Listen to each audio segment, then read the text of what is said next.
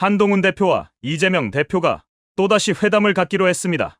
과연 이 회담의 목적은 무엇일까요? 11월에는 이재명 대표의 1심 선고가 있습니다. 이 때문에 회담을 갖는 것일까요? 지금부터 자세히 알아보시죠. 이재명 더불어민주당 대표와 한동훈 국민의힘 대표가 11일 두 번째 회담을 갖기로 합의했습니다.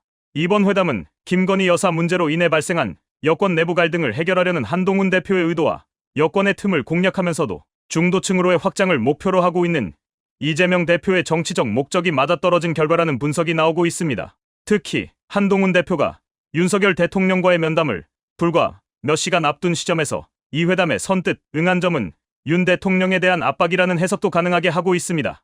국민의힘 당대표 비서실장 박정아 의원은 이날 양당 대표는 지난 9월 첫 회담에서 추후 다시 만나기로 약속한 바 있고 이재명 대표의 회담 제안에 한동훈 대표가 민생 정치를 위해 흔쾌히 응한 것 전했습니다. 박 의원은 구체적인 일정은 추후 논의할 예정이라고 덧붙였습니다. 이재명 대표는 이날 오전 열린 더불어민주당 최고위원회의에서 한동훈 대표와 윤석열 대통령의 면담을 언급하며 한 대표님, 오늘 대통령과 면담 잘하시고 기회가 되면 야당 대표와도 만나기를 기대한다. 회담을 공개적으로 제안했습니다. 한동훈 대표의 회담 수락은 이재명 대표의 공개 제안 후 불과 3시간 만에 이루어진 것으로 알려져 있습니다. 양측은 이번 회담 제안 이전에도 이미 사전 교감이 있었던 것으로 전해지고 있습니다.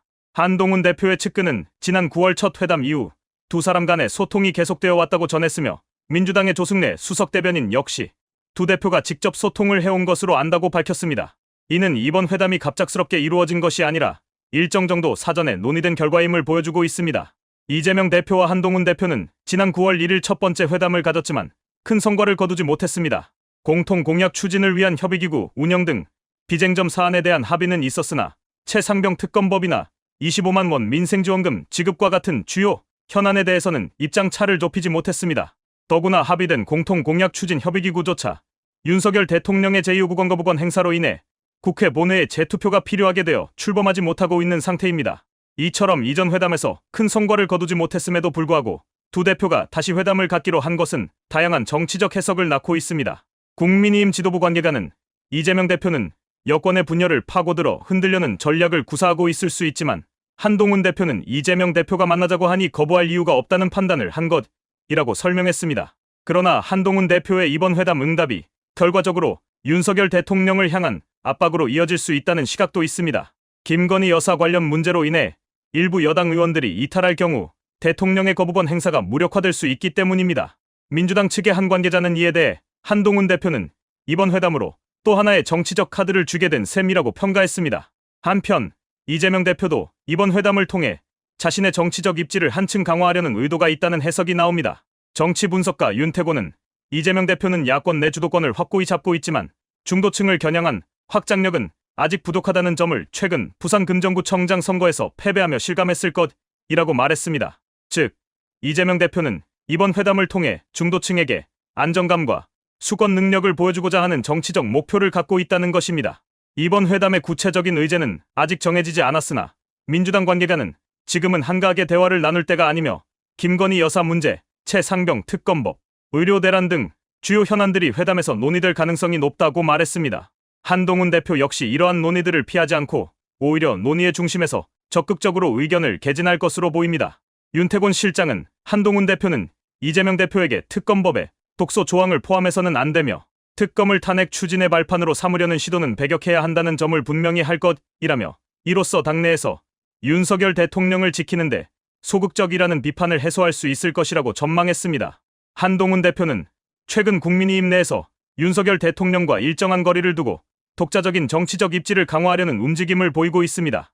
특히 김건희 여사 문제와 관련해 대통령실의 인적 쇄신을 요구하는 모습은 여당 내에서 일부 지지를 얻고 있는 상황입니다.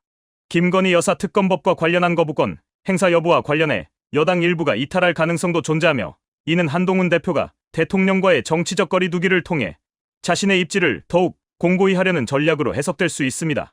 이와 동시에 한동훈 대표는 이재명 대표와의 회담을 통해 국민의힘과 더불어민주당 간의 합리적인 대화와 협력 가능성을 열어두고 이를 바탕으로 중도층을 끌어들이는 기회를 마련하려는 의도도 있습니다.